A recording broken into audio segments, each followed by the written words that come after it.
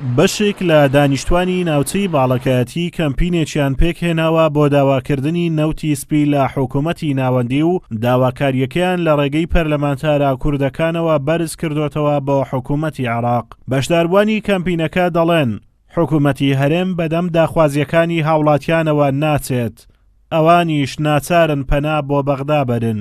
لە ڕێی قایم و لە ڕێی پارێزگاری هەولێرەوە کەوان بەشێکن لە حکوومەتی هەرێمی کوردستان، ئەوان کە نەیانتوانی دابینی نەوت بکەن بۆ خەڵکی ئێرە، ناچار ئێمە پەنامان بردوتە بەر حکوومەتی دووەم کە حکوومەتی مرکزی عێراقا، و ئەو داواکاریەکەشمان چوارچێوەیەکی هەیە کە بەپێی تێبینی سەرنجدان بە ئاستی بژێوی خەڵک ئەو تەوزیع بکەن بەسەر خەڵکدا، چونکە نەوت لە ناوەڕاست و خواروی عێراق و پارێزگاکانی تری عێراق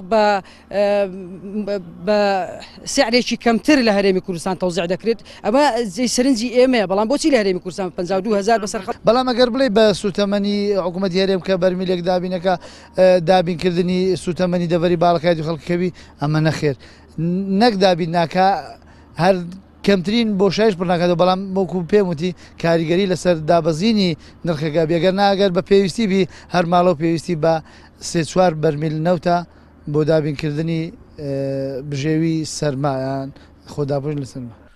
هەڵکەوتەی جوگرافیای باڵەکایەتی لە ناوچەیەکی سەختی شاخاویدایە کە وەرزی سەرما لە مانجی دەوە دەست پێ دەکات. لە ئێستاشدا لە ناوچە شاخاویەکانی ئەو دەڤەرە بەفرباریوە، هاوڵاتیانی هۆکارەکانی گەرمکردنەوەی ماڵەکانیان وەک پێویست لە بەردەستدانیە. بەشێکی زۆر لە دانیشتوانی ناوچە ساردەکانی هەرێم هەر لە ئێستاوە کەوتونەتە بڕینەوەی دارەکان بۆ گەرمکردنەوەی ماڵەکانیان، ئەوەش کاریگەری مەترسیداری لە سەردارستانەکان دروست کردووە. کاکە من بەخۆم طبعاً زستانە سەرمایە منتیقەی سۆمان هەر ئێستا بەفری لێکێتیە، پێویستمان بە نەوت هەیە، تقریبان مچینە 6-7 بەرمیل نەوتی بایسینن، ئەمە تا ئێستا دنچی نەوتمان وەرنەگرتیە و پارەشان لێ وەرگرتینە و ئەوەش دیار نییە.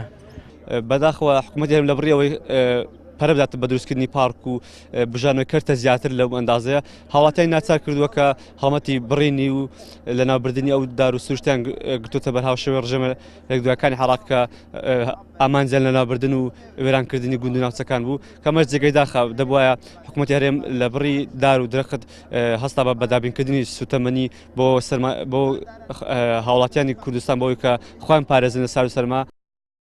دەنجی ناڕەزایی هاوڵاتیان لە ناو جیاوازەکانی هەرێم تا دێت بەرز دەبێتەوە. هۆکارەکەی بۆ بێبەرنامەیی و تەخشان و پەخشانکردنی داهاتی هەرێم لە چەند ساڵی ڕابردوو مایەپووچبوونی لە ئێستادایە کە بەهۆی سیاسەتی هەڵەی حزب دەسەڵاتدارەکانەوە هاتۆتە ئاراوە. بۆیە هاوڵاتیان لە ڕێگەی نوێنەرەکانیان لە بەغدا بۆ دابینکردنی پێداویستیەکانیان پەنا بۆ حکوومەتی عێراق دەبەن. ئازادۆمەراوەی کەناڵی ئاسمانی پەیام، قەزای چۆمان.